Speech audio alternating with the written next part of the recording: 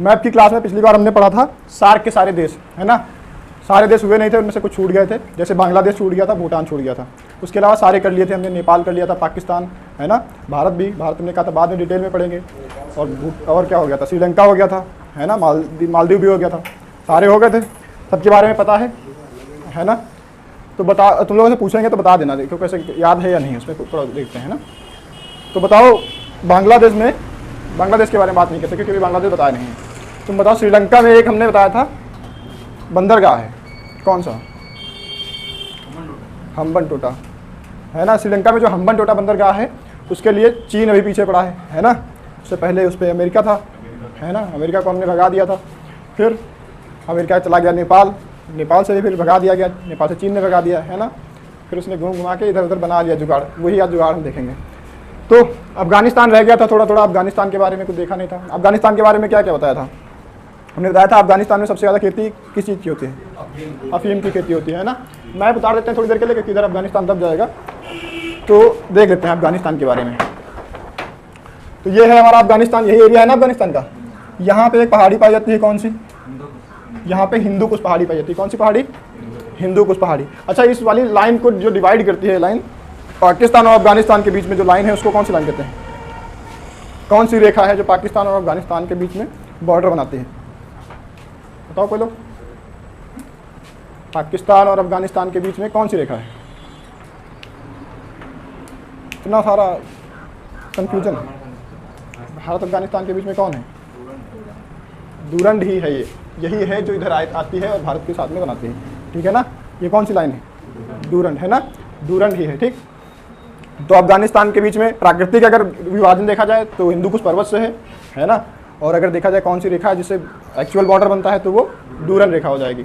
यहाँ पे हमने बताया था सबसे ज़्यादा खेती किस चीज़ की होती है, तो यहाँ पे अफीम की खेती होती है। इसके इधर पड़ता है कौन सा देश, इसके इधर ईरान पड़ता है, पता है ना, इसके इधर ईरान पड़ता है। तो आसपास पड़ोस में भी थोड़ी बहुत खेती होगी उसकी भी, है ना। तो ईरान में भी अफीम की खेती होती है। उसके पड़ोस में इधर पाकिस्तान पड़ जाता है, तो पाकिस्तान में भी कुछ क्षेत्र में अफीम की खेती होगी, बेशक होगी, है ना। तो इन्हीं तीनों देशों को मिला करके बन जाता है गोल्डन ट्रायंगल, है ना। तो उसी को कहते हैं गोल्डन ट्रायंगल, जिसमें अफीम की खेती सबसे ज़्यादा होती है। अफीम की खेती क्यों की जाती है, नशा करने के लिए। अफीम की खेती क्यों की जाती है, अफीम की खेती होती है ना, तो अफीम की खेती क्यों की जाती है। हाँ, आर्मी में तुमने देखा है ना, गोली वगैरह लग जाती हैं तो उनके लिए दिया जाता है हाँ मॉर्फिन वगैरह बनाई जाती हैं उससे, जिससे वो तुरंत फ़ायदा करती हैं, उनको पेन नहीं होता है उसकी वजह से, है ना। तो ये सारी दवाइयाँ बनाई जाती हैं अफीम से, है ना, नशा करने के लिए नहीं होता है, पर फिर भी ये ब्लैक मार्केट में ही बिकता है क्योंकि नशा भी होता है एक हिसाब से। तो ये हो गया अफीम की खेती कहाँ पे होती है, अफगानिस्तान में। मेनली अफगानिस्तान में सबसे ज़्यादा अफगानिस्तान में होती है, पर उसके आसपास के क्षेत्रों में भी थोड़ा थोड़ा होती है। इसलिए गोल्डन ट्रायंगल में कौन कौन से देश आते हैं, हाँ, अफगानिस्तान, ईरान और पाकिस्तान, ठीक है ना। अब हम देख लेते हैं, यहाँ पे पाकिस्तान में हमने बताया था इधर कुछ पहाड़ियाँ थी, है ना, ये हमने पहले बता दिया था। अच्छा, एक हमने रेखा देखी थी, यहाँ पे कौन सा बंदरगाह था, ग्वादर बंदरगाह था, है ना। अभी किसके अंडर में है ये, चीन के अंडर में। चीन ने यहाँ से लेकर के एक ऐसे रोड बना दी है ना, सीधे निकलते हुए। हाँ, CPEC, कौन सी है, CPEC, China Pakistan economic corridor. इसका क्या फ़ायदा है, क्या नुकसान है, चीन ने क्या सोच के बनाया होगा। हाँ, चीन पहले इधर से घूम के आता था पूरा, है ना, तो उसको बहुत ज़्यादा एरिया कवर करना पड़ता था, जो भी व्यापार करना होता था। हाँ, इधर जैसे हम तुमको बताएं, इसमें मैप में दिखाएं तुमको, तो क्या है इसमें देखो, इधर से अगर चीन को आना होता तो चीन यहाँ से आता और इधर से पूरा एरिया घूमते हुए तब इधर आ सकता था। अभी क्या करेगा, यहाँ से बन गई लाइन, सीधे से जा सकता है ना। पहले इसको इतना पूरा एरिया ये घूम के आना पड़ता था, इधर से ऐसे जाता था, ये इतना एरिया इसको कवर करना पड़ता था। इसमें क्या हो सकता था, अगर ये भारत से दुश्मनी लेता किसी कारणवश, तो भारत इसका ये वाला रास्ता बंद कर सकता था, बंद हो जाता, नहीं बंद हो जाता। तो इसको ये समस्या भी थी कि आगे कभी भी भारत के साथ में अगर लफड़ा हुआ तो भारत इसका ये रास्ता बंद कर देगा, तो उसका पूरी दुनिया के साथ में कनेक्शन टूट जाएगा, है ना। तो उसने उसका एक तोड़ निकाल लिया कि वो CPEC उसने बना लिया। अभी CPEC से क्या हो जाएगा, CPEC से वो निकल के डायरेक्ट आ सकता है, उसका किराया भी बच जाएगा, इतनी दूर से आने में बहुत ज़्यादा किराया लगेगा, और वो बाईपास बन गया सीधा, तो उससे आसानी से आ सकता है। इससे चीन का तो फ़ायदा हो गया, पर हमारा नुकसान है ना। हमारा नुकसान क्या है, ऊपर का आधा हिस्सा तो वैसे भी चला गया। देखो ऊपर के आधा हिस्सा गया नहीं, देखो तुमने ये देखा जो तुम्हारा हिस्सा ये गया है, ये पहले चला गया तभी तो रास्ता बना है। अगर तुम्हारा होता तो कैसे रास्ता बनती, है ना। तो ये CPEC की वजह से तुम्हारा हिस्सा नहीं गया है ना। हाँ, वो तो पीओके का अलग मैटर है ना, नेहरू की गलत नीति के कारण तुम्हारा चला गया है ना, पर ये तुम्हारा नहीं है, इसी वजह से इसमें बन गया है ना। तो एक तो ये तुम्हारा नुकसान है कि ये तुम्हारी ज़मीन से होकर के जा रहा है, दूसरा तुम्हारे नज़दीक आ गया है, इधर पहाड़ी क्षेत्र है तो उसको दिक्कत होती थी इधर से, पर अभी ये तुम्हारे यहाँ अंदर से ही होकर के जा रहा है, तो तुमको जब भी इसको युद्ध करना होगा तो तुम आसानी से यहाँ पे सप्लाई कर सकता है, जो भी हथियार भेजने हैं वो सब सारे आसानी से पहुँचा सकता है ना। तो उसको ये आसान हो जाएगा, क्योंकि इधर से तो हमारी रक्षा हिमालय कर ही रहा है, इतनी आसानी से तो वो आ नहीं सकते इधर, है ना। यही एक रास्ता है जहाँ से वो आ सकते हैं। तो हमारे लिए एक खतरा हो गया, सरदर्द बन गया है, नहीं बन गया सरदर्द, तो CPEC क्या हो गया है हमारे लिए, सरदर्द हो गया। ये हमारी ज़मीन से निकल गया, हमने रोकने का कोई प्रयास ही नहीं किया कभी प्रयास। लेकिन हम अपने ही अंदर इसमें कहीं अगर BRO हमारा बनाता है कोई भी रोड, तो वो चीन यहाँ आकर के रोक देता है कि तुम इसमें नहीं बना सकते, है ना। जो हमारा खुद का है उसमें नहीं बना सकते हम, और ये हमारे में बना के चला गया, उसमें हम नहीं रोक पाए इसको। तो ये क्योंकि हमारा विवादित एरिया है, ऊपर का कैसा एरिया है ये सब विवादित एरिया है, इसलिए हम इसमें कुछ चाह कर भी नहीं कर पाते हैं। ऐसा ही विवादित एरिया पाकिस्तान में भी है, ये कौन सा है, बलूचिस्तान, है ना। ये वाला राज्य पाकिस्तान में भी ऐसा विवादित है, जैसे तुम्हारे यहाँ जम्मू कश्मीर है ना। जैसे हमारे यहाँ जम्मू कश्मीर में हमारे अपने ही लोग हमारे खिलाफ हो जाते हैं, वैसे ही उनके पाकिस्तान में भी बलूचिस्तान के लोग पाकिस्तान के खिलाफ हो जाते हैं, है ना। हम लोग सॉफ्ट नीति अपनाते हैं, उनके लिए अच्छी अच्छी योजनाएं भी देते हैं, वो कुछ नहीं करते, वो बस इनको हाँ धोते बहुत है खच्चरों की तरह, है ना। तो क्या होता है इसमें, कई बार ऐसा हुआ है कि जब ये लोग ज़्यादा बवाल किए हैं तो ऊपर से हेलीकॉप्टर से आम लोगों पे गोली एक तरफ से चलवा दी है, इतना ज़्यादा खच्चर है पाकिस्तान वाले। और हम लोग तो इनको सारी योजनाएं देते हैं कि ये योजना ले लो, ये योजना कश्मीर के लिए, वो योजना, बहुत सारी योजनाएं देते रहते हैं, है ना। तो अपने अपने तरीके हैं। तो हम क्या कर सकते थे, यहाँ पे इनको जो खैबर पख्तूनख्वा ये बलूचिस्तान वाला एरिया है, इनको हम सप्लाई दे देते, जैसे ये लोग सप्लाई पाकिस्तान वाले देते हैं इनको, हमारे जम्मू कश्मीर वालों को इनको दे देते हैं सप्लाई कि जाओ भारत में ही आतंकवाद फैलाओ, मारो लोगों को, है ना, आर्मी के खिलाफ विद्रोह करो। तो इनको सप्लाई कौन देता है, पाकिस्तान देता है। तो हम भी तो यही कर सकते थे इनके साथ, हम भी यहाँ से भेज देते, सप्लाई दे देते बलूचिस्तान वालों को, कह देते कि तुम्हारा अलग देश है, तुम अलग बना लो अपना, है ना। और ये अलग देश हो जाता तो क्या CPEC बन पाता, नहीं बन पाता, खत्म हो जाता, CPEC का कोई झंझट नहीं रहता, कोई झंझट नहीं रहता। लेकिन हमारे यहाँ तो हम लोग नेता ऐसा चुन के भेजते हैं जिनको पता ही नहीं है सब, हाँ 56 इंच वाले हम लोग नेता भेजते हैं, क्या काम होगा उनका, है ना। कुछ पढ़े लिखे नेता ठीक ठाक होने चाहिए जो ये सारी चीज़ें भी सोचें, तो ऐसा कोई लोग सोचते नहीं, इसलिए गलती हमारी है। किसकी गलती है, सारी नेताओं की गलती है, ये हमारी गलती कि हमने चुन के भेजा उनको, है ना। हमारे पास इतना अच्छा बेहतरीन संविधान है, वो हमको अधिकार देता है कि अपने हिसाब से चुन लें, जो अच्छा हो वो चुने। हाँ हाँ हाँ, वही तो, अगर कोई वो गलती हमारी है ना कि कोई अगर अच्छा, कोई अच्छी नीति रखने वाला कोई शुद्ध साध अगर नेता होगा तो हम उसको चुनते ही नहीं, गलती हमारी है ना। हम लोग वोट ही नहीं देते, हम लोग वोट किसके आधार पर देते हैं कि ये हमारे जाति का है तो हम इसको वोट देंगे, है ना। हमारी जाति का, तुम्हारे यहाँ वोट मांगने आता है, ऐसे ही तो आता है मांगने। तुम्हारी जाति का होगा तो तुम उसको बैठाओगे दोबारा, अपने आराम से चारपाई डाल दोगे, कुर्सी डाल दोगे, चाय पानी बनवा दोगे। कोई दूसरी जाति का आ जाए पूछोगे ही नहीं, है ना। कुछ तो साफ मुंह पे मना कर देते, नहीं तुमको नहीं देंगे वोट, होता है नहीं होता ऐसा। तो जाति के आधार पे तुम वोट दोगे तो तुमको वो ऐसा ही करेंगे, है ना।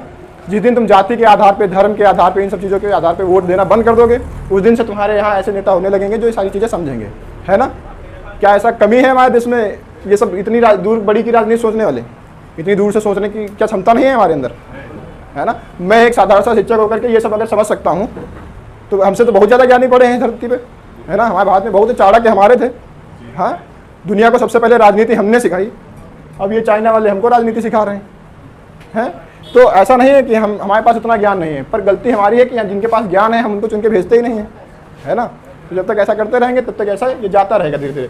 इधर भी कब्जा कर लिया चीन ने, है ना। इधर का एरिया भी गया तो देखोगे तो लगभग ऊपर का पूरा हिस्सा जा चुका है तुम्हारा। इधर भी कहता है, अरुणाचल प्रदेश भी कहता है हमारा है ना। तो ऐसे करके धीरे धीरे वो सारा कब्जा कर लेगा, उसकी नीति ही यही है।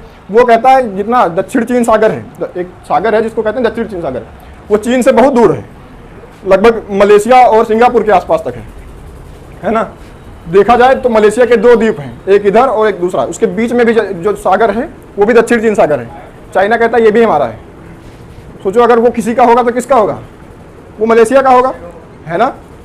वो कहता है ये हमारे नाम का है क्योंकि हमारे नाम से है दक्षिण चीन सागर, चीन के नाम से, तो मतलब ये चीन का है। इस हिसाब से अगर हम कह दें हिंद महासागर तो तुम्हारा तो सागर है, हमारा तो पूरा महासागर है, एक ओशियन पूरा ले लेंगे, है ना। पूरा हमारे अंदर आ जाएगा, खत्म पूरा, इधर से रास्ता बंद, पूरी रास्ता ही खत्म कर देंगे। तो भाई निकलो, जाओ, कहाँ से जाओगे, तो रास्ता ही पूरी बंद कर सकते हैं। इस हिसाब से हम करने लगे।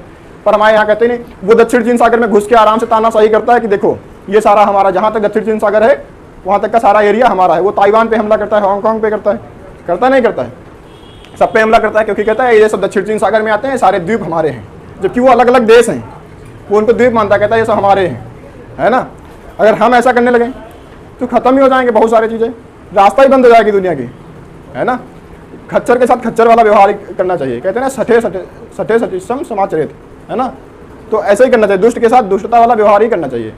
वो अगर कहे कि अरुणाचल प्रदेश हमारा है तो हम कहते हैं पूरा तिब्बत हमारा है, दलाई लामा तो हमारे यहाँ रहते हैं, है ना, तो पूरा तिब्बत हमारा है, हम उस पर पूरा कहते हैं। वो कहता है ये तिब्बत हथेली है जिसकी 5 उंगलियां हैं, ये इधर भी, ये नेपाल, ये भूटान और सिक्किम, ये पूरा इधर लेना चाहता है, पूरा का एरिया। वो कहता है 5 उंगलियां, एक ये इधर हो गया, एक नेपाल, इधर सिक्किम, इधर भूटान और इधर अरुणाचल प्रदेश। कहता है 5 उंगलियां हैं और तिब्बत क्या है, उसकी हथेली है। हम कहते हैं उंगलियां हमारे पास है तो हथेली भी हमारी है, उल्टा उससे बात करो उसी हिसाब से, है ना। तिब्बत भी कह दो हमारा है, बात करना बंद कर देगा, है ना। तो हम उस हिसाब से सोचते ही नहीं हैं। हमारी नीतियाँ कैसी रखती हैं, एकदम सॉफ्ट। तो सॉफ्ट नीतियों का नुकसान भी होता है। तो सीपीसी हमारे लिए बहुत बड़ा खतरा है नहीं है, पर हमने इसका तोड़ निकाल लिया है। क्या हम लोग बिल्कुल शांत बैठे हैं? ऐसा भी नहीं है, बिल्कुल शांत भी नहीं बैठ सकते, बिल्कुल शांत बैठ सकते हैं, बताओ। हाँ, हमने क्या किया, देखो ये तो सीपीसी हो गया, इसके पड़ोस में इधर है अफगानिस्तान, है ना।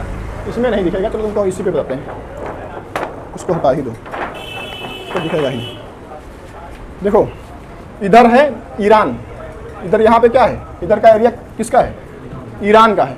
और ईरान में इधर एक यहाँ पे जगह है जिसको कहते हैं चाबहार, एक बंदरगाह है यहाँ पे। कौन सा बंदर का नाम है, चाबहार बंदरगाह, ठीक है ना, ये वाला। तो हमने ये वाला बंदरगाह ईरान से ले रखा है, व्यापारिक बंदरगाह है ना, केवल सामान ले जाने के लिए। तो हमने उससे ये ले रखा है। तो हम इससे हमने क्या किया है, यहाँ से हमने एक रास्ता बना लिया है। क्या बना लिया है, रास्ता बना लिया है एक। और यहाँ इधर ले जा करके इधर यहाँ से ख़त्म हो जाता है ईरान, तो यहाँ जेडान तक, एक जेडान है इधर, क्या नाम है इसका, जेडान। तो जेडान तक हमने रास्ता बना लिया है, ठीक है ना। कहाँ से लेकर के, हाँ चाबहार से लेकर के जेडान तक हमने रास्ता बना लिया है। अब जेडान के आगे उधर आ जाएगा उज्बेकिस्तान, तुर्कमेनिस्तान, ताजिकिस्तान, एशिया का वो हिस्सा आ जाएगा, है ना। तो उधर वहाँ तक जाने का हमारा रास्ता पूरा क्लियर हो चुका है। यहाँ तक हम जा सकते हैं, इस देश के लास्ट तक जा सकते हैं, नहीं जा सकते हैं। तो इसके बाद में आगे और भी देश आ जाएंगे जो पहले रसिया का हिस्सा हुआ करते थे, रूस का, है ना, वो वाले देश स्टार्ट हो जाएंगे। इधर ही एक देश पड़ता है तजाकिस्तान, इसके पड़ोस में, है ना। कौन सा देश रहेगा इसके पड़ोस में, तजाकिस्तान। तजाकिस्तान की राजधानी दुशांबे में हमने एक एयरपोर्ट खरीद रखा है। कौन सा, एक एयरपोर्ट, है ना, पूरा का पूरा एयरपोर्ट हमारे कब्जे में है, वहाँ पे हमारे सेना रहती है, ठीक है। तो उस पर हम क्या कर सकते हैं, यहाँ तक हमने बना ही लिया है। उसके बाद में उधर वो तजाकिस्तान है, वहाँ तक की हम और आगे रेल लाइन बिछा करके आगे वहाँ तक पहुँच जाएंगे। और जिस दिन हमने वहाँ तक बना लिया उस दिन सारा खेल ख़त्म। जैसे ये बनाए हैं इसके पैरेलल, ये यहाँ से अफगानिस्तान से होकर के जाती है, ईरान से इधर पड़ता है तजाकिस्तान। तो अफगानिस्तान से होकर के हमने अफगानिस्तान तक का रास्ता बना लिया, इधर से लेकर के जेडान यहाँ, है ना। तो यहाँ से ईरान से होकर के जेडान तक एक रास्ता हमने इसके पैरेलल बना रखी है। तो यही रास्ता हमारे काम भी आई थी। अभी जब लॉकडाउन हुआ था, सारा पूरे दुनिया में एकदम से कोरोना फैल गया था, तो हमने क्या किया था, अफगानिस्तान में जितना भी गेहूँ हमने भेजा था यहाँ अनाज, तो इधर से हमने भेजा था चाबहार के लिए, और चाबहार से हमने अफगानिस्तान पहुँचाया था, है ना। तो अफगानिस्तान के साथ हमारे रिश्ते बहुत अच्छे थे, तब वहाँ पे तालिबान की सरकार नहीं थी, है ना। उससे पहले जो सरकार थी वो इंडिया के फेवर में थी। हमने बहुत सारे वहाँ पे काम कराए, जैसे सलमा डैम बनवाया, वहाँ की संसद बनवाई, है ना। तो ये सारे काम हम वहाँ करते थे, वहाँ हम लोग बहुत इन्वेस्टमेंट करते थे, क्योंकि हमको पता था कि पाकिस्तान को तो हमको घेरना ही घेरना है, इसको घेरेंगे नहीं तो ये हमको घेर लेगा, क्योंकि चीन इधर आ चुका है, ये इधर श्रीलंका में ले लिया चीन, तो पूरा का पूरा एरिया घेर लेता, पूरे चारों तरफ से हमको घेर लेता ये। तो हमको भी तो इसको घेरना था। तो हमने इधर ईरान में ले लिया था चाबहार बंदरगाह, और इधर हमने जेडान तक अफगानिस्तान में कब्जा कर लिया था, है ना। इधर पूरा आ गया था, कब्जा क्या मतलब, हमने रास्ता बना ली थी इसके पैरेलल। तो एक तरफ से हमने भी उसको घेर लिया। और हम अफगानिस्तान के साथ बहुत अच्छा बिहेव कर रहे थे। हमने क्या किया, अफगानिस्तान को बहुत ज़्यादा जो भी हम प्रॉफिट दे सकते थे वो हमने किया। वहाँ पे सलमा डैम बनवाया, वहाँ लाइट की समस्या थी, बिजली नहीं पहुँच रही थी, तो हमने वहाँ पे डैम बनवा दिया, वहाँ बिजली की व्यवस्था करवा दी अच्छी, उनका संसद बनवा दिया अच्छे से, है ना। तो ये सारे इन्वेस्टमेंट किया। वहाँ पे जब अकाल पड़ गया या कोरोना के टाइम पे खाने पीने की समस्या होने लगी, तो हमने मिलियन टन में भिजवाया वहाँ पे गेहूँ अपना। तो वहाँ के लोग, अफगानिस्तान के लोग हमारे फेवर में आ चुके थे, है ना, सारे लोग हमारे फेवर में थे। लेकिन जब तक सरकार थी वहाँ पे, है ना, जैसे ही वो सरकार गिरी, क्योंकि वो सरकार हमारे फेवर में थी, उसके बाद तालिबानी आ गए। अब तालिबानी तो हमारे फेवर में उतना है नहीं, तो वहाँ से हमारे संबंध खराब हो चुके हैं, है ना। तो बाकी वहाँ की जनता पसंद करती है भारतीयों को। भारत में तुम्हारे दिल्ली में बहुत सारे इंस्टीट्यूट ऐसे हैं जिसमें अफगानिस्तान के लोग आकर के पढ़ते हैं यहाँ पे, है ना। तो वहाँ जब उनसे मिलोगे तो वो लोग बहुत अच्छे से बिहेव करते हैं, वो लोग बहुत पसंद करते हैं भारत के लोगों को। पर वहाँ की जो तालिबानी सरकार इसमें की है वो उतना ज़्यादा हमारे फेवर में नहीं है। तो हम यहाँ से एक ये पैरेलल रास्ता बना सकते हैं इसके खिलाफ। हम क्या करेंगे, इधर हमारे पास ये हो जाएगा दुशांबे एयरपोर्ट है, वहाँ तक का हम रास्ता कंप्लीट कर लेंगे, क्योंकि अभी हमारा तालिबान के साथ गड़बड़ चल रहा है। थोड़ा ये सुधर जाएगा माहौल, आगे कंटिन्यू कर देंगे। फिर यहाँ दुशांबे में हम इस पर अपना पहुँच बना लेंगे। इधर से ले जाकर के सारी आर्मी इधर से हमला कर देंगे। इधर तो हमारे कब्जे में है ही, दोनों तरफ से हमला कर देंगे इस पर। ख़त्म गया, ये गया नहीं गया, CPEC ख़त्म, यहाँ से नहीं ख़त्म हो जाएगी। आसान तरीका है। तो CPEC हमारे लिए सरदर्द भी है, पर उसके लिए हमने कुछ तोड़ निकाला है। ये रास्ता हमने बनाया है, कुछ तोड़ा तरीका है हमारे पास कि हम इसका कर सकते हैं। पर चीन क्या करता है, वो जो भी अपनी विदेश नीति रखता है उस पर बहुत ज़्यादा एक्टिव रहता है, बहुत जल्दी से उस पर काम करता है। पर भारत इन सब चीज़ों में, विदेश नीति में बहुत धीरे रहता है ना। उसको धर्म के नाम पर लड़ाई करवाने से, जाति के नाम पर दंगा कराने से फुर्सत ही नहीं रहती, है ना। तो वो सब इन सब चीज़ों पर ध्यान नहीं देता ज़्यादा। तो ये हमारा जो चल रहा है ये वाला मैटर बहुत स्लो है ना, स्लो, ये बहुत स्लो रहता है। वहाँ तक पहुँचने में हमको बहुत साल लग जाएंगे। अगर जल्दी से जल्दी में यहाँ पहुँच जाए तो इस पर हम दबाव बना सकते हैं। क्या कर देंगे, इधर से फायरिंग, पूरा रास्ता तोड़ के ध्वस्त कर देंगे, खत्म। जाओ इधर से आगे, कैसे जाओगे, खत्म ही हो जाएगा। फिर तुमको क्या करना पड़ेगा, घूम के ही आना पड़ेगा, पूरा आना पड़ेगा, नहीं आना पड़ेगा। तो ये रास्ता खत्म हो जाएगा यहाँ से। हाँ, ये ग्वादर है, ये तो आप इसे क्या, हाँ, इधर हम क्या कर सकते हैं, अभी ये चीन के कब्जे में ग्वादर बंदरगाह आ गया है ना।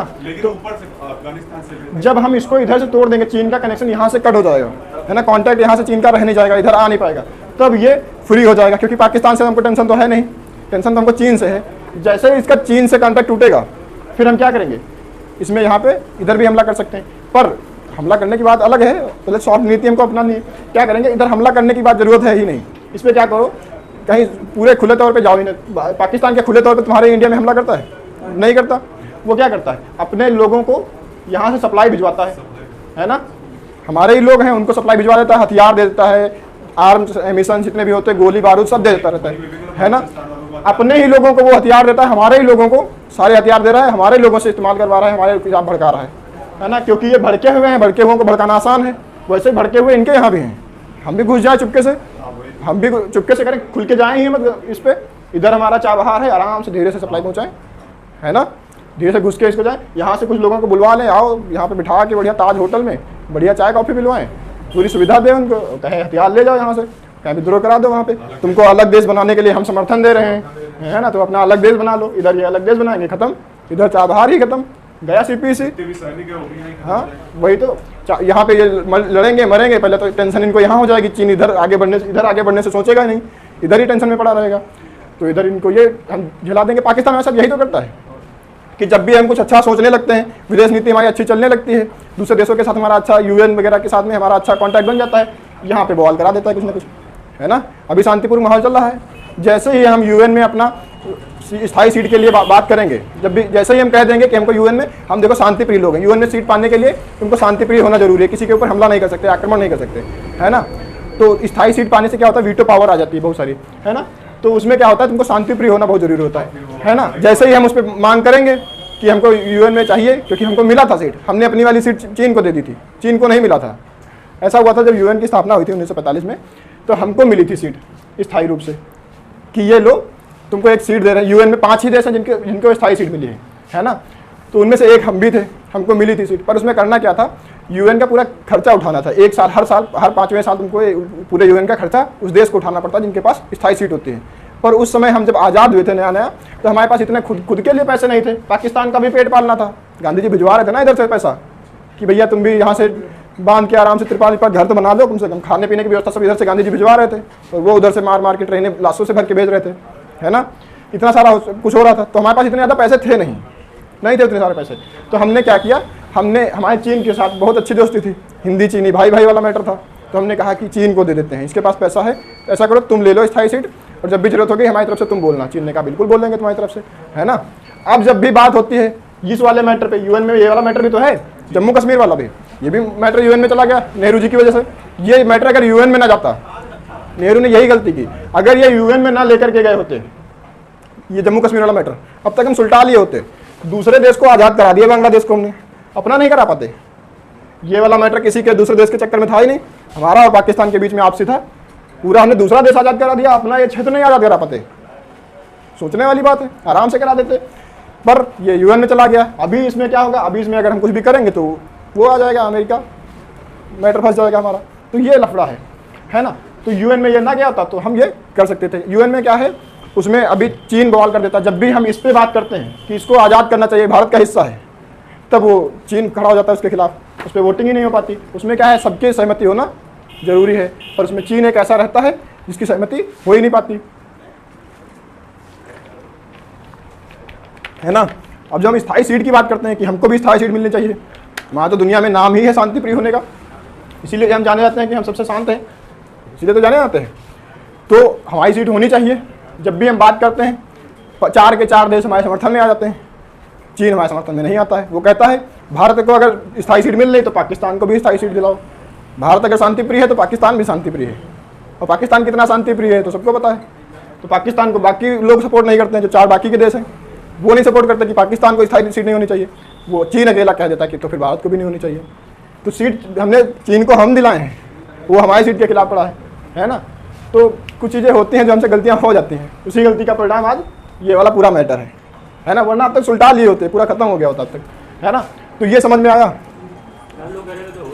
हाँ नहीं, बहुमत पे नहीं होता, उसमें 5 के 5 का होना चाहिए।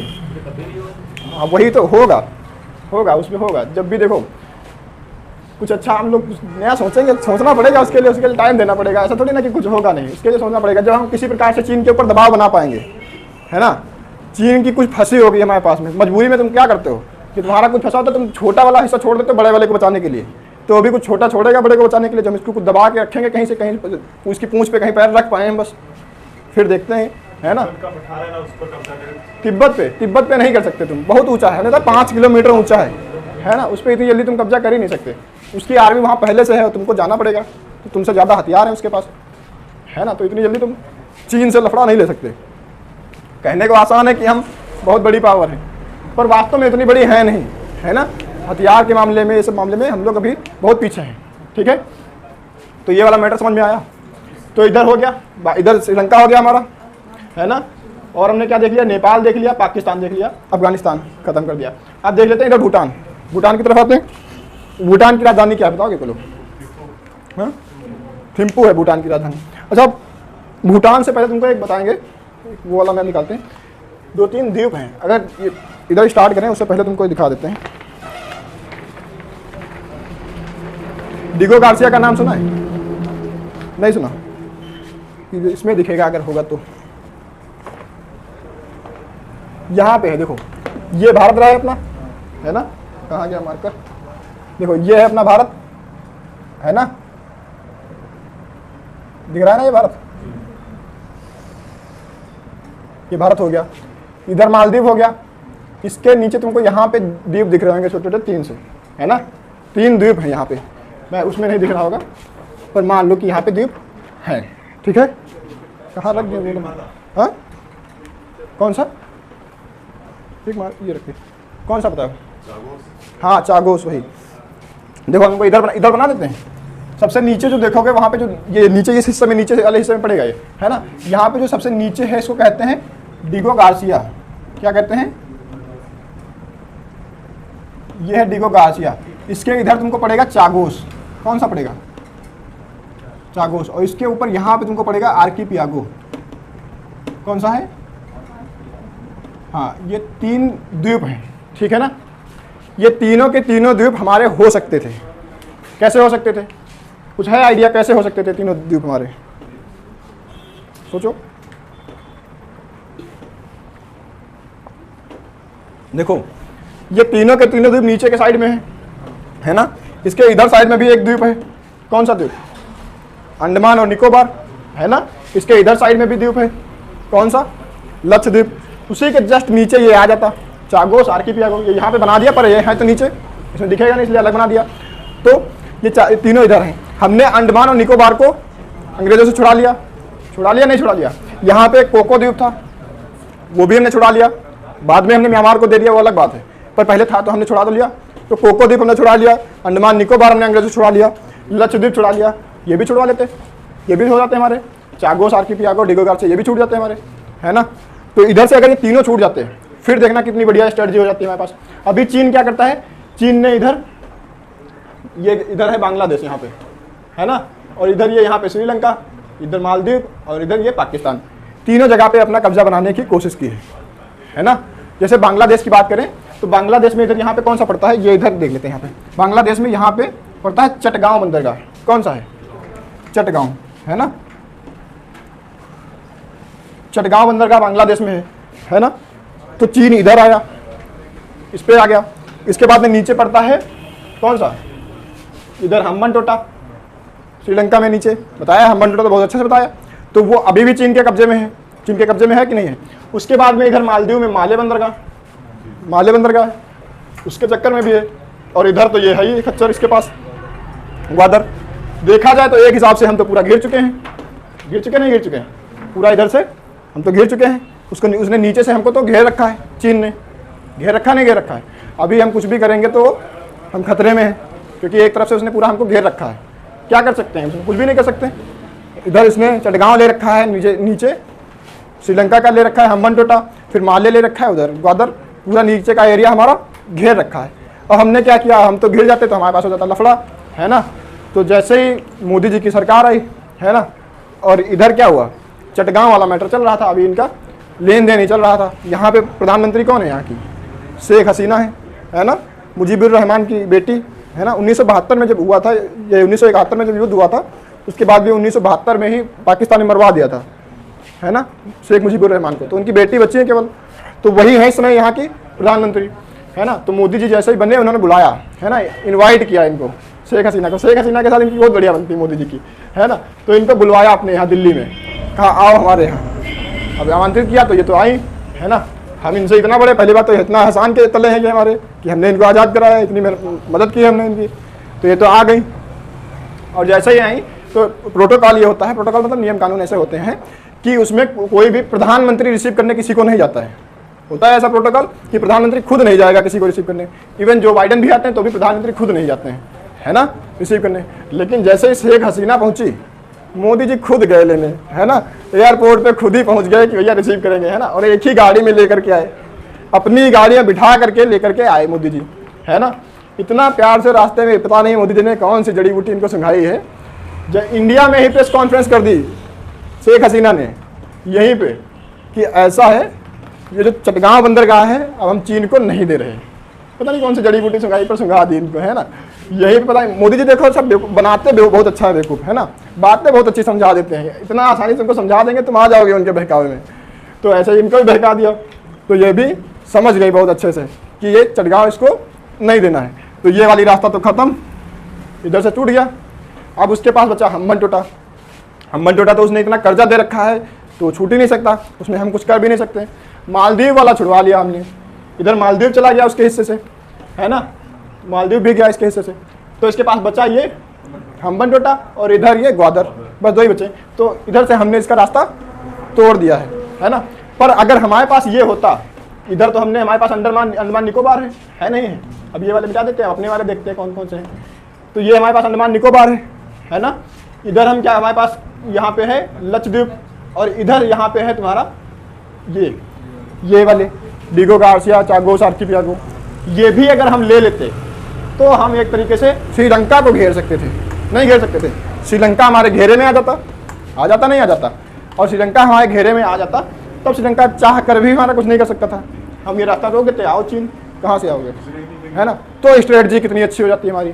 पर उस समय हमने उतना सोचा ही नहीं, है ना। उतना थोड़ा सोच लिया था, थोड़ा ही सोचना, बहुत बड़े द्वीप नहीं, बहुत छोटे छोटे हैं। उससे बहुत बड़ा है अंडमान निकोबार, है ना, बहुत बड़ा है। ये बिल्कुल बहुत छोटे छोटे हैं, इतना छोटे हैं कि तुमको इस मैप में दिख भी नहीं रहे, है ना। काम बहुत आते, है ना।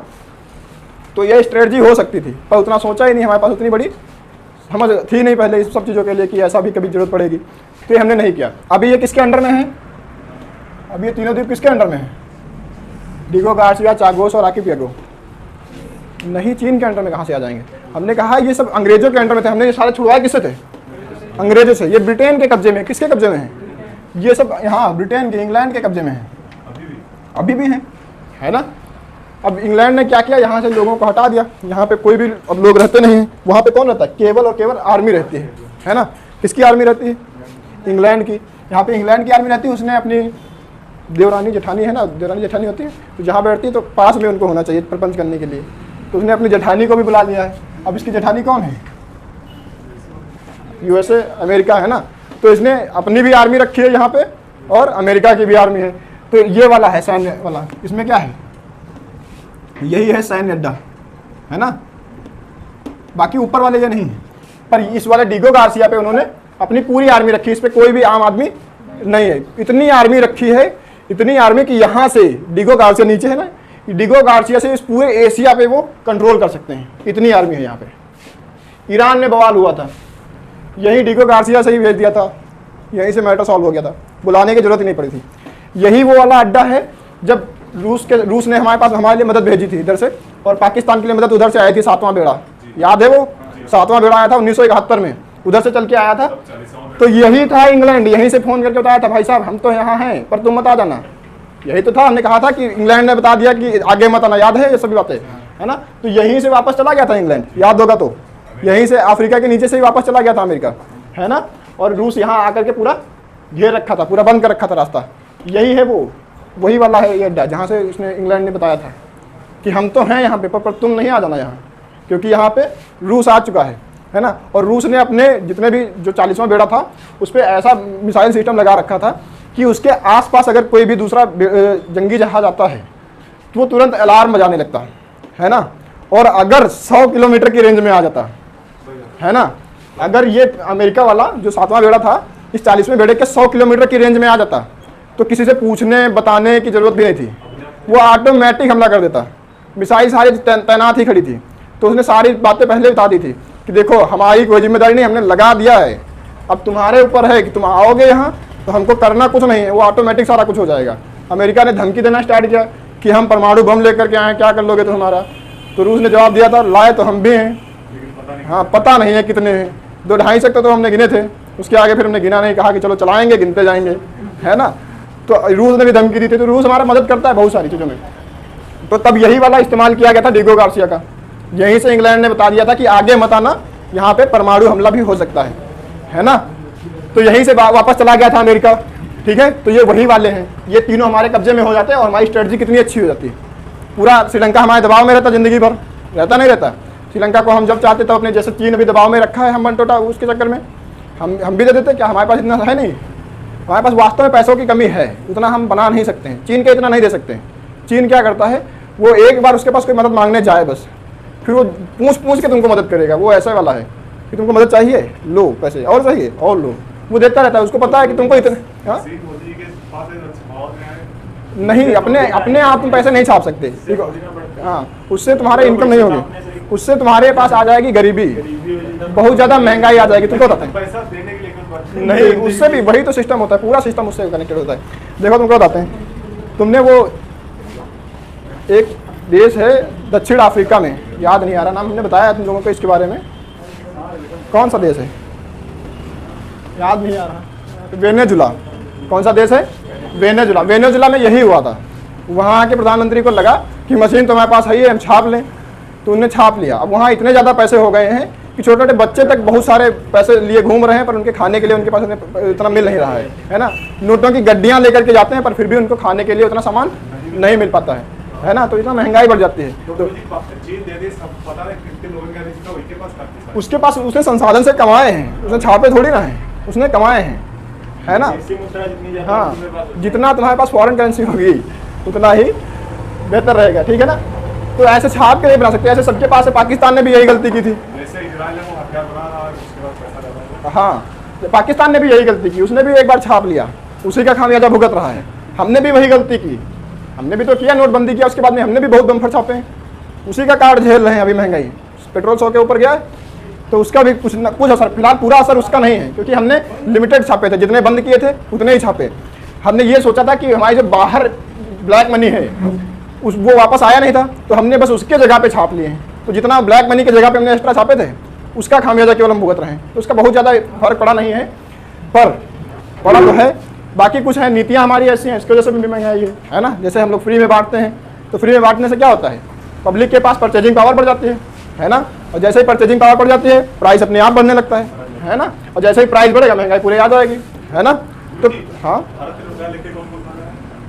भारत से रुपए लेके बहुत सारे लोग है ना, बड़े बड़े लोग होते हैं भाग जाते हैं, उनका ठीक रहता है ना। नीरव मोदी हो गए ये सब, वो भागा था, वो किंग फिशर वाला क्या नाम है उसका, विजय माल्या, वो 9,000 करोड़ रुपए लेके भागा था।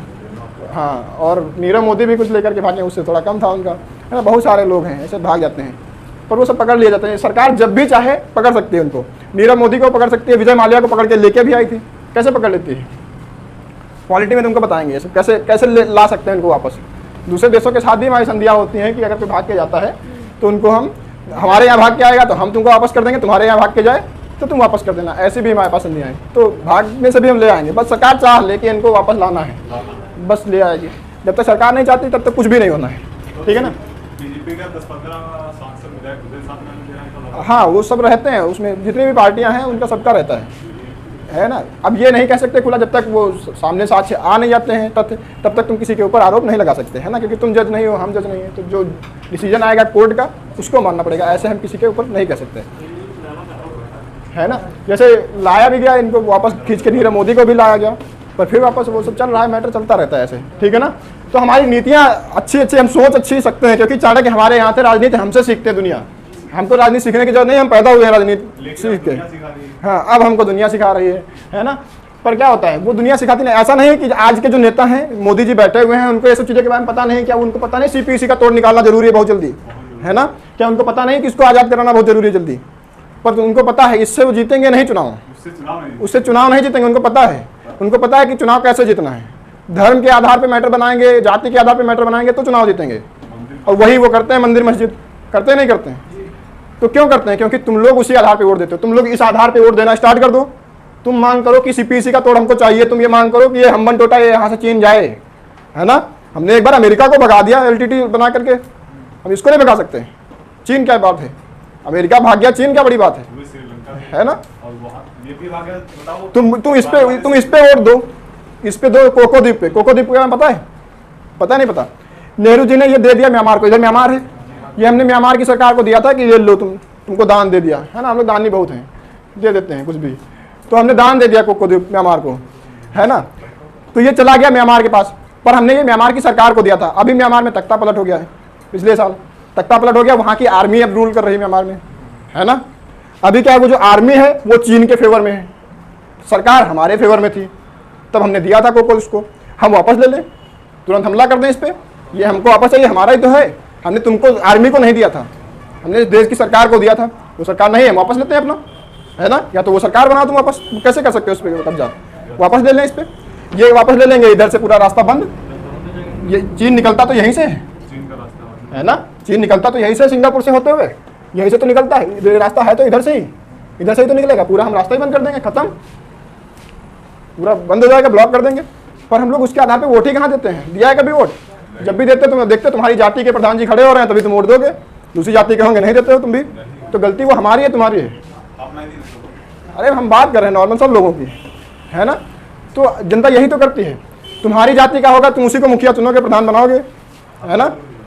और तुम्हारे धर्म का होगा जो इस आधार पर मांगने आएगा। तुम कभी ऐसा कर दो कि कोई वोट मांगने आए और तुम उससे कह दो कि तुम, वो अगर कह दे कि हम तो हमारी जाति के हो, हमारे धर्म के हो, हमको जिताना, तुम उसको बैठने के लिए मत पूछो, उससे पूछो तुम प्लान क्या है तुम्हारा 5 साल का। तुम अगर मान लिया तुमको बना दे प्रधान जी, हम तुमको विधायक बना दें, तो तुम 5 साल के लिए क्या सोच रखे हो, क्या विकास करोगे? तुमने कभी सोचा ये हमको जो प्लान तुमने बनाया वो प्लान हमको दिखाओ, है ना। उसके पास कोई प्लान होगा ही नहीं, क्योंकि उसको पता है इस आधार पे कोई वोट देता ही नहीं, तो बनाते भी नहीं प्लान, है ना।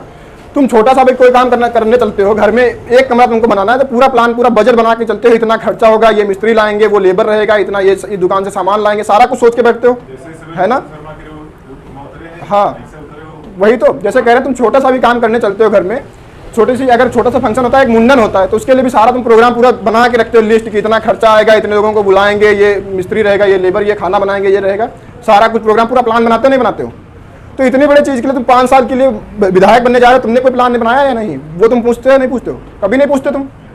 वो तुम पूछना जब से स्टार्ट कर दोगे तब से सारे मैटर तुम्हारे सॉल्व हो जाएंगे, लेकिन तुम पूछते ही नहीं, तुम्हारी गलती है ना। तो जब तक तुम ऐसे करते रहोगे तब तक ये ऐसा ही चलता रहेगा, ठीक है ना। अरे गुरु जी एक बार आजाद करवा दो बस बात करते हैं, जीते हैं ना जीते। जैसे तुम कह रहे हो कि एक बार हम इसको आज़ाद करा लें, उसके बाद में चाहे जैसा चलता रहे कोई दिक्कत नहीं। मतलब जीते या ना जीते कोई प्रधानमंत्री।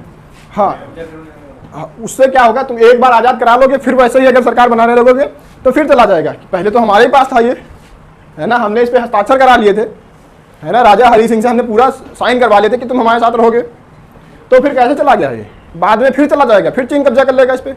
उसके लिए तुमको थोड़ा इतना सॉफ्ट नहीं रहना है जितना हम लोग बनते हैं। थोड़ा तो कभी ना कभी ऐसा होता है कि थोड़े कठोर कदम उठाने पड़ते हैं, और वो लेने की ज़रूरत है तुमको भी, है ना। और वो कोई सरकार तभी ले सकती है कठोर कदम जब ये जनता चाह लेगी, है ना। जब तक जाति के आधार पे, धर्म के आधार पे वोट देती रहेगी, तब तक वो जाति और धर्म ही करेंगे देश के अंदर। हाँ, जैसे तुम जाति के लिए इकट्ठा हो जाते हो ना कि लड़ाई करने के लिए, कि एक जाति एकजुट हो जाती है, धर्म के लिए एकजुट हो जाते हो, है ना, वैसे ही तुम अगर एक मैटर को लेकर के एकजुट हो जाओ कि हमको कोको द्वीप छुड़ाना है, सब लोग एक साथ दंगा करने लगो।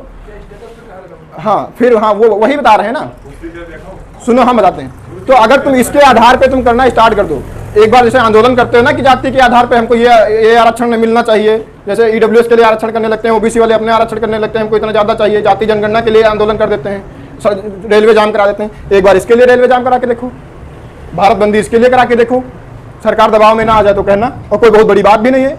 यहाँ से हमको इस वापस लाने में क्या दिक्कत है, ये आराम से ला सकते हैं, है ना। पर इसके लिए हमने कभी आंदोलन किया, कभी सरकार से सवाल तक नहीं पूछा। किसी न्यूज़ चैनल में किसी एंकर को ऐसा पूछते हुए देखा तुमने? कोई न्यूज़ एंकर ऐसा करता है, इंटरव्यू होगा तो यही पूछेंगे आपको कौन सा आम पसंद है खाने को, है ना। सवाल ये होते हैं, है ना, जबकि सवाल ये होने चाहिए, पर ऐसा कोई पूछता ही नहीं है। ये हमारी गलती है, क्योंकि हाँ, यही सारे सवाल होते हैं। जब सवाल ही हमारे गलत हैं तो उसका जवाब भी गलत ही आएगा, उसका परिणाम भी गलत ही होगा। वो हाँ, नहीं, एक्टर की बात छोड़ो, एक्टर का काम ही है एक्टिंग करना, वो तो फेक है। एक्टिंग क्या होता है, वो तो फेक ही ना। उसमें तो फेक है फिल्म में, लेकिन वैसे भी फेक है, जो प्रचार देते हैं ना सारा गलत माल होता है, फिर उसको सही होता है। हाँ, तो तुम क्यों सपोर्ट करते हो? उनको सपोर्ट करना बंद कर दो। वो जो प्रचार करते हैं, मान लेते हैं जैसे गुटखा का प्रचार करते हैं, सुनो, जैसे गुटखा का प्रचार करते हैं एक्टर लोग, है ना, तो जो भी तुमको ऐसा होना चाहिए, जो भी गुटखा का प्रचार करते हैं तो उनका समर्थन करना बंद कर दो। साउथ में एक एक्टर ने गुटखा का प्रचार करना स्टार्ट किया था, तुमको पता है कोई साउथ का एक्टर गुटखा का प्रचार नहीं करता? तुमने किसी को देखा गुटखा का प्रचार करते हुए? नहीं। एक एक्टर था जिसने, राम बाबू नाम सुना होगा, एक एक्टर है, बहुत स्मार्ट सा है, अभी उसकी मूवी जल्दी में कोई देखी तुमने? कोई रिलीज हुई है? नहीं। केवल एक गुटखे का उसने प्रचार ऐड किया था, केवल एक, और पूरे साउथ की इंडस्ट्री के लोगों ने उसका बहिष्कार कर दिया था, विरोध कर दिया था उसका, है ना। तब से वो फ्लॉप चल रहा है, और जबकि सबसे स्मार्ट और सबसे ज़्यादा उसकी मूवी चलती थी एक समय पे, आज से 2-3 साल पहले। तुम देखते हो कि न्यूज़ पे तुम्हारे या टीवी पे हर दूसरी मूवी उसी की आ रही होती थी, अभी देखते हो? नहीं चलती।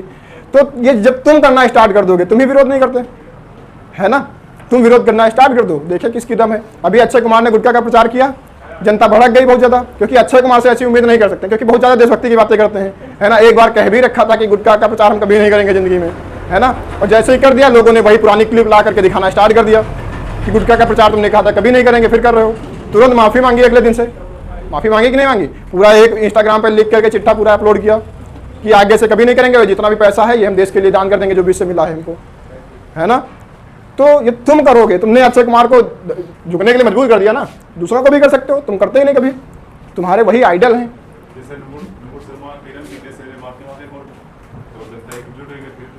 वही तो, हाँ, वही तो, जनता गलत चीज़ों में एकजुट होती है। तुम जाति के आधार पे, धर्म के आधार पे, इन सब मैटरों पे एकजुट होगे तो होगा ही तुम्हारा। जनता, तुमको पता है लोकतंत्र में सारी पावर जनता के पास है ना। तो जब इतनी सारी पावर तुम्हारे पास है, तुम अपनी पावर का गलत इस्तेमाल कर रहे हो, है ना।